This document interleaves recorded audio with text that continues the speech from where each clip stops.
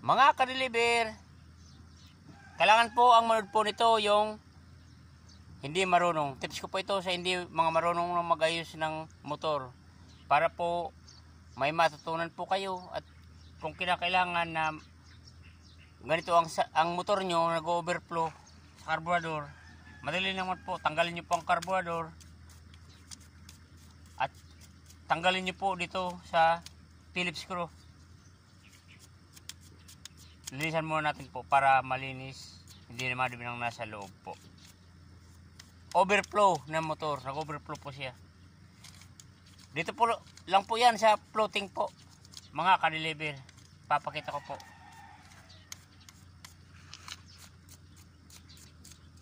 Mga ka-deliver, nag-overflow kasi po siya. Kasi pag hindi mo nasolusyonan ang overflow, pwede pong masunog ang motor po. Pag nakapunta dito sa spark plug, dali naman po yan mga ka-deliver. Like and share na lang po at pakisubscribe sa YouTube channel. Screwdriver lang po ang kailangan, ito po bubuksan natin mga ka-deliver.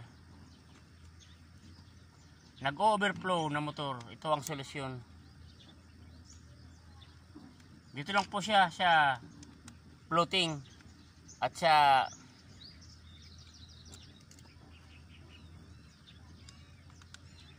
karayom nito sa loob. Lilinisan lang po natin. Badja 100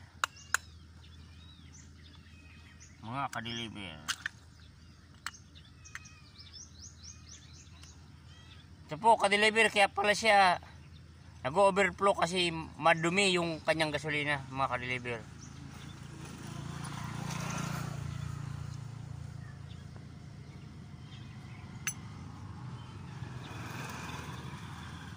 Ito lang po ang tatanggalin mo ka-deliver, itong lock. Ito po, ganyan po. At itong floating, at ito pang lilinisan, may kalawang siya na po. Ito lang naman po ang kailangan linisan yan, at itong nasa loob, at may mga kalawang na po. Nag-overflow na motor mga ka-deliver. Ito po ang kausa, ang dumi ng carburetor po ng sa loob, kaya pala nag-overflow mga ka-deliver. Kasi ka-deliver, pag madumi itong nilalagyan ng karayom, nakakalisuan po siya. Nakakalisuan siya ng dumi. Ito po, pag nakalisuan po siya, yan po ang kakausa ng overflow. Hindi na nagsasara, hindi na siya po nakakalapat.